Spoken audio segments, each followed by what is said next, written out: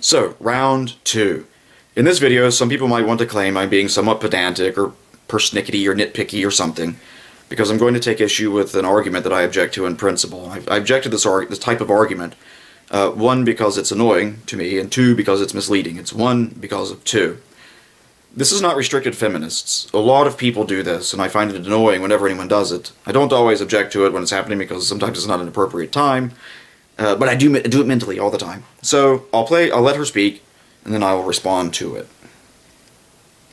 So some people will bring up evolutionary biology and apes, how, female apes bow down to male apes, and that sort of thing. But the point is, we're not apes. They're laughing at what she said because they agree with her. When I watched this the first time, I laughed at them because they agree with her.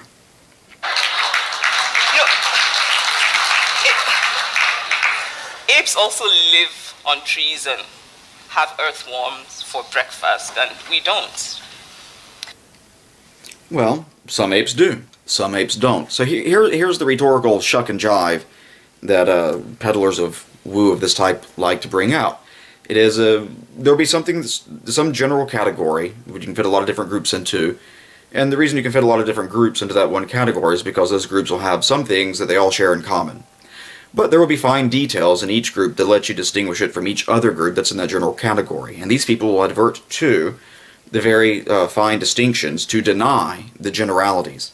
In this case, the generality being that we're apes. She says, we are not apes because we don't eat earthworms and live in trees. Well, we're not the only species of apes that don't live in the trees and eat earthworms. That doesn't mean we're not apes. We fit in. It's this hubris that a lot of people have, that we are this unique island of life on this planet that is separate from everything else that exists. It's true, we're unique.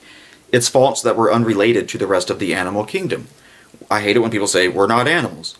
Yes, we are. We are animals morning, noon, and night. And you follow it down, there's this group called apes, which we fit into. Now, we have some features about us that aren't true of other apes. The fact that we do mathematics and write poetry and make music and build houses and schools and all these other things are things that we do that other apes don't do. The fact that other apes don't do that does not magically make us not apes. It just means these are the things, the fine details, that let us distinguish this group of apes from that group of apes from the other group of apes. It's a lot like someone saying, well, a cardinal is not a car. I'm sorry, a cardinal is not a bird. Of course a cardinal's not a car. Or a Corvette is not a car. Yes, it is. The fact that a Corvette has something that most other cars don't doesn't make it stop being a car. It's a car morning, noon, and night. It's just a car with some particular features that let you distinguish it from all of the other groups of cars. William Lane Craig is a little bit infamous for doing this when he talks about moral arguments about how, well, on atheism, we're just animals, and animals aren't moral agents. Well, even on theism, we're animals. Except on theism, he argues, we're animals and we're moral agents. So in order to say that the atheists have a problem, he has to deny one of his earlier premises in his arguments. One of the things that he holds to be true, he has to deny as being true in order to say that atheism has a problem. No, it doesn't. Some animals are moral agents. Other animals aren't moral agents. I'll put a link here. You can watch Shelley Kagan bitch slap William Lane Craig around for a couple hours. It's a great debate. Now, I guess my difficulty is that I certainly agree that it's wrong to harm people, obviously.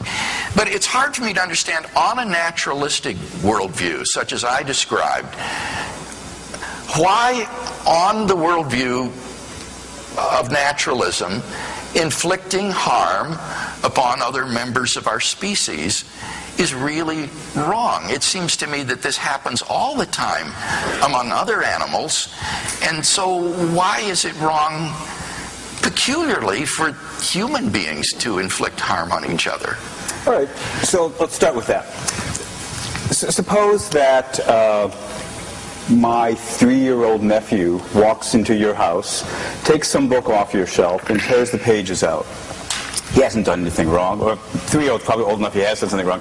Make him a year and a half, he hasn't done anything wrong. If I go into your house, tear some pages out of your book, I've done something wrong. What's the difference? Well, I'm capable of appreciating reasons for respecting your property that my 1.5-year-old, this is hypothetical 1.5-year-old nephew, doesn't have the capacity, right? There are differences between people that allow me and you to think about our behaviors, to evaluate our behaviors, to see whether or not there are legitimate reasons for behaving as we do. Creatures that don't have that capacity don't have that capacity. It's precisely because they lack that capacity that makes no sense that the notion of right and wrong behavior gets no purchase. Lions can't reflect upon their behavior, so when they do it, it's not wrong. If you or I would engage in that behavior, we can reflect upon that. We can recognize the reasons for not behaving that way.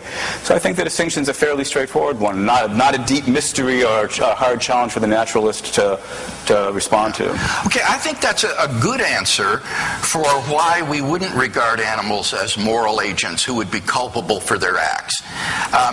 But it seems to me that at best that answer would go to show that rationality, or the ability to reflect rationally on things, is a necessary condition for moral behavior, but I don't see that that's a sufficient condition for moral behavior. It's still not clear to me why it would be wrong for creatures who have considerably complex neurological systems to inflict harm on each other on a naturalistic worldview in the struggle for survival. Okay, so the question you asked initially was, how can I explain why it's wrong for me to murder when it's not wrong for lions to murder? And to answer that question, all it takes is for me to point out a relevant difference between us, and you've just, I think, said, yeah, all right, so I managed to do that. She accepts that there are biological distinctions between men and women. There are things about us that are just different by nature. However, the moment it starts to become inconvenient to her position is the moment that she jettisons that. Well, no, we're different. We're not apes. Yeah, we are. The reason people bring up the whole look at other groups of apes and how they behave is not to say that it's right that we should behave this way. It's to explain why we do behave the way that we do. We are a member of this broad group. We have a very similar evolutionary origin. It should not be at all surprising we will have many of the same emotions and the same types of demeanor as all these other things that fit in this very close-knit group. It's not to say whether it's good or bad. It's to say it is. In other words, it is to say that the distinctions you see between what men generally favor and what women generally favor, and how we behave versus how women behave, is not a construct of society. Some things are, some things aren't. But for the people who want to propose that all of this is somehow just a culturally conditioned phenomenon that just arose, they need to identify when it was in our past that everyone got together and said, you know what, notwithstanding the fact that there's actually no distinction between our biological abilities, we nevertheless, we're going to hold a lottery, so get in early. Nevertheless, we're going to impose some rules about what boys will like and what girls will like, and for some reason, even when we separate out and many generations down the road, thousands of years later, with all these discrete populations of people, they'll genetically remember it like they're Goa'uld or something. How dare a priestess touch the mind of one who would be her god? You despise the Goa'uld. I am the Goa'uld. Have a good day.